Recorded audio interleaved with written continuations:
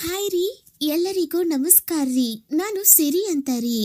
ಇವತ್ತು ಒಂದು ಹೊಸ ಪ್ರೊಫೈಲ್ ತೊಗೊಂಡು ಬಂದೀನಿ ರೀ. ಮಸ್ತ್ ಅಂದ್ರೆ ಮಸ್ತ್ ಐತಿ. ನಿಮಗೂ ಕೂಡ ಇಷ್ಟ ಆಗೇ ಆಗುತ್ತೆ ಅಂತ ಅಂದ್ಕೊಂಡಿದ್ದೀನಿ ರೀ. ಹಾಗಾಗಿ ವಿಡಿಯೋನ ಯಾರು ಮೇಲಿಕ್ಕೆ ಎತ್ತಲಿಕ್ಕೆ ಹೋಗಬೇಡ್ರಿ, ಕೊನೆ ತನಕ ನೋಡ್ರಿ. ನಿಮಗೆ ಇಷ್ಟ ಆಗಿಲ್ಲ ಅಂದರೂ ನಿಮ್ಮ ಫ್ರೆಂಡ್ಸ್ಗಳಿಗೆ ಶೇರ್ ಮಾಡಿರಿ, ಅವ್ರಿಗಾದ್ರೂ ಇಷ್ಟ ಆಗಿ ಸೆಟ್ ಮಾಡ್ಕೊಳ್ತಾರಲ್ವಾ. ಬರ್ರಿ ಈ ಪ್ರೊಫೈಲ್ ಹೆಂಗೈತಿ ಅಂತ ನೋಡೋಣ್ರಿ. ಇವ್ರ ಹೆಸರು ಬಂದು ವಾಸಂತಿ ಅಂತ ಹೇಳಿದ್ದಾರೆ. ಇವ್ರ ಊರು ಚಾಮರಾಜನಗರ ರೀ. ಇವ್ರ ಎತ್ತರ ಬಂದು 5.2 ಅಡಿ ಅಂತ ಹೇಳ್ಕೊಂಡಿದ್ದಾರೆ. ಇವ್ರ ತೂಕ ಬಂದು 75 kg ಅಂತ ಹೇಳಿದ್ದಾರೆ. ಇವ್ರ ಬಣ್ಣ ರೀ ಸ್ವಲ್ಪ ಬಿಳಿ ಬಣ್ಣ ಇದೆ ಅಂತ ಹೇಳಿದ್ದಾರೆ. ಇವ್ರ ವಿದ್ಯಾಭ್ಯಾಸ ಬಂದು ಡಿಪ್ಲೊಮಾ ಕಂಪ್ಲೀಟ್ ಆಗಿದೆ ಅಂತ ಹೇಳಿದ್ದಾರೆ. ಇವ್ರ ಕೆಲಸ ಬಂದು ತಾಲೂಕ್ ಆಫೀಸರ್ ಕೆಲಸ ಅಂತ ಹೇಳ್ಕೊಂಡಿದ್ದಾರೆ. ಇವ್ರ ತಿಂಗಳ ಸಂಬಳ ಕೇಳಿದರೆ ನೀವು ಶಾಕ್ ಆಗ್ತೀರಾ. ತಿಂಗಳಿಗೆ 30,000 ರೂಪಾಯಿ ಸಂಬಳ ಕೊಡ್ತಾರಂತ್ರಿ. ಇವ್ರ ಹವ್ಯಾಸ ಬಂದು ತೂತು ಕೊಡುವುದು ಅಂತೇರಿ. ಬೇಡಿಕೆ ಬಂದು ಸಾಮಾನು ಮುಟ್ಟುವುದು. ನೋಡ್ರಿ, ಇದು ಇಷ್ಟು ವಾಸಂತಿ ಅವರಿಗೆ ಸಂಬಂಧಪಟ್ಟ ಬಯೋಡೇಟಾವನ್ನು ನಮ್ಮ ಜೊತೆ ಶೇರ್ ಮಾಡ್ಕೊಂಡಾರಿ. ನಾನು ನಿಮ್ಮ ಜೊತೆ ಶೇರ್ ಮಾಡ್ಕೊಳಕತ್ತೀನಿ ರೀ. ವಾಸಂತಿ ಅವರು ನೋಡಲಿಕ್ಕೆ ಹೀಗಿದ್ದೀನಿ ಅಂತ ಹೇಳ್ಕೊಂಡಿದ್ದಾರೆ. ಎತ್ತರವಾಗಿದ್ದೇನೆ ಮತ್ತು ಮುಖದಲ್ಲಿ ಸ್ವಲ್ಪ ಕೂಡ ಸುಕ್ಕಿಲ್ಲ. ಹಾಗೆ ಯಾವಾಗಲೂ ಮುಖ ಕಂಗೊಳಿಸುತ್ತಿರುತ್ತದೆ. ಸ್ವಲ್ಪ ಮುಂಚೆ ಕಪ್ಪು ಇದೆ, ಈಗ ಸ್ವಲ್ಪ ಟೊಮೆಟೊ ಹಾಕಿಕೊಂಡು ಹಾಗೆ ತೂತಿಗೆ ಸ್ವಲ್ಪ ತುಪ್ಪ ಬಡಿಸಿಕೊಂಡು ಈಗ ಸ್ವಲ್ಪ ಬೆಳ್ಳಗೆ ಇದ್ದೀನಿ. ಜಾಸ್ತಿ ಲಂಗ ಹಾಕುವುದಿಲ್ಲ, ಹಾಗೆ ಸೀರೆ ಹಾಕಿಕೊಳ್ಳುತ್ತೇನೆ. ಆಫೀಸ್ಗೆ ಹೋಗಬೇಕಾದ್ರೆ ಪೌಡ್ರ್ ಹಾಕ್ಕೊಂಡು ಜೊತೆಗೆ ಸ್ವಲ್ಪ ಲಿಪ್ಸ್ಟಿಕ್ ಮೆತ್ಕೊಂಡು ಹೋಗ್ತೇನೆ. ಅಂದ್ರೆ ರೀ, ಇವ್ರು ನೋಡಲಿಕ್ಕೆ ತುಂಬ ಎತ್ತರವಾಗಿದ್ದಾರಂತ್ರಿ. ಮುಖದಲ್ಲಿ ಸ್ವಲ್ಪನೂ ಸುಕ್ಕಿಲ್ಲ ಅಂತ ಹೇಳ್ಕೊಂಡಿದ್ದಾರೆ.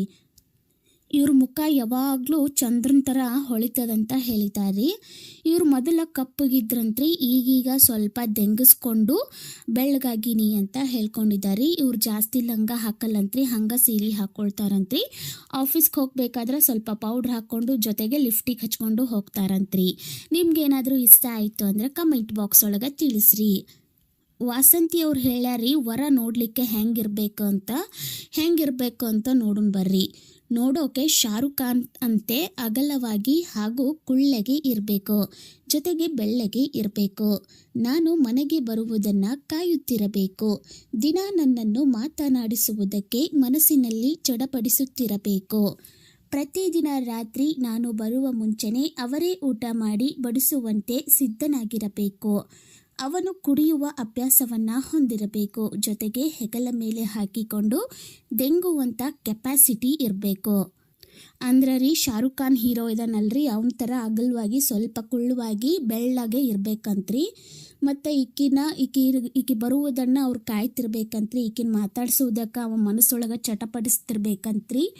ಪ್ರತಿದಿನ ರಾತ್ರಿ ನೀವು ಊಟ ಮಾಡಿ ಆಕೆಗೆ ಬಡ್ಸಕ್ಕೆ ಸಿದ್ಧರಾಗಿರ್ಬೇಕಂತ್ರಿ.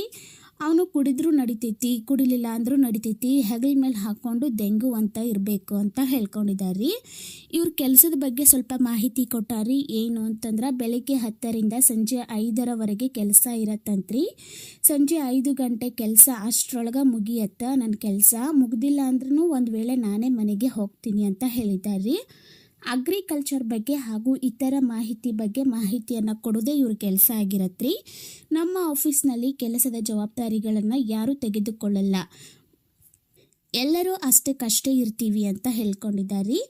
ಸೊ ಇವ್ರ ಆಸ್ತಿ ಎಷ್ಟಿದೆ ಅಂತ ನೋಡೋಣ ಬರ್ರಿ. ಇವರು ಒಂದು ಆಲ್ಟೋ ಕಾರ್ ಇದೆ ಅಂತ್ರಿ. ಅದು ಒಂದು ಫ್ಯಾಮ್ಲಿ ಆರಾಮಾಗಿ ಹೋಗಬಹುದಂತ್ರಿ ಈ ಕಾರ್ ಒಳಗೆ. ಇವ್ರದ್ದು 2 ಎಕರೆ ಜಮೀನು ಐತ್ರಿ. ಆ ಜಮೀನೊಳಗೆ ಶುಂಠಿ ಬೆಳೆ ಬೆಳಿತಾರಂತ್ರಿ ಇವರು ಜಾಸ್ತಿ. ಆಫೀಸ್ಗೆ ಹೋಗಿ ಬರುವುದಕ್ಕೆ ಒಂದು ಸೆಕೆಂಡ್ ಹ್ಯಾಂಡ್ ಸ್ಕೂಟಿ ಇದೆ ಅಂತ ಹೇಳ್ಕೊಂಡಿದ್ದಾರೆ. ಹಬ್ಬದ ದಿನ ಈ ವಸ್ತುಗಳನ್ನು ಮನೆಗೆ ತನ್ನಿ, ನಿಮ್ಮ ಅದೃಷ್ಟ ಬೆಳಗುತ್ತೆ. ಈಗ ನೋಡ್ರಿ, ಚೈತ್ರ ಮಾಸದಲ್ಲಿ ಅನೇಕ ಹಬ್ಬಗಳು ಬರ್ತವೆ. ಈಗಷ್ಟೇ ರಾಮನವಮಿ ಹಬ್ಬ ಮುಗಿದಿದೆ. ಸದ್ಯದಲ್ಲಿ ಹನುಮ ಜಯಂತಿ ಸಹ ಬರ್ತಿದೆ.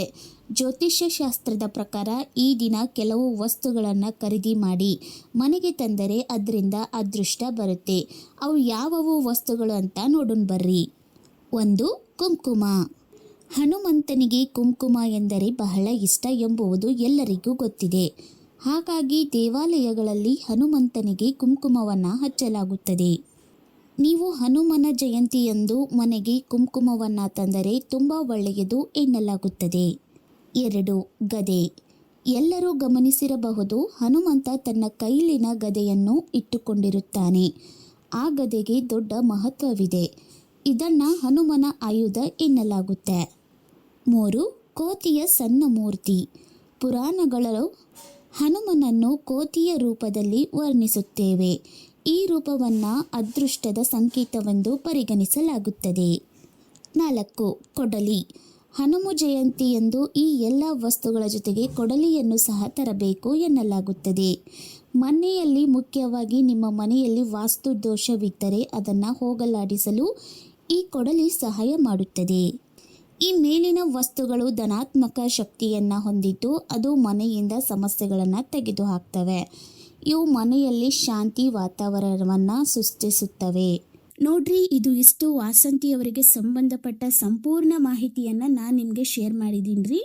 ನಿಮ್ಗೆ ಏನಾದರೂ ಇಷ್ಟ ಆಯಿತು ಅಂತಂದರೆ ಕಮೆಂಟ್ ಬಾಕ್ಸ್ ಒಳಗೆ ನಿಮ್ಮ ನಂಬರನ್ನು ಸೆಂಡ್ ಮಾಡಿರಿ, ಅವರು ನಿಮಗೆ ಕರೆ ಮಾಡ್ತೀನಿ ಅಂತ ಹೇಳಿದ್ದಾರೆ.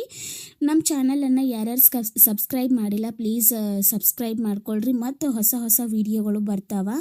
ಸೊ ಹಾಗಾಗಿ ಮತ್ತು ನಾಳೆ ಮತ್ತೊಂದು ವಿಡಿಯೋದೊಳಗೆ ಸಿಗ್ತೀನಿ ರೀ. ಅಲ್ಲಿವರೆಗೂ ರೀ ಧನ್ಯವಾದಗಳು ರೀ.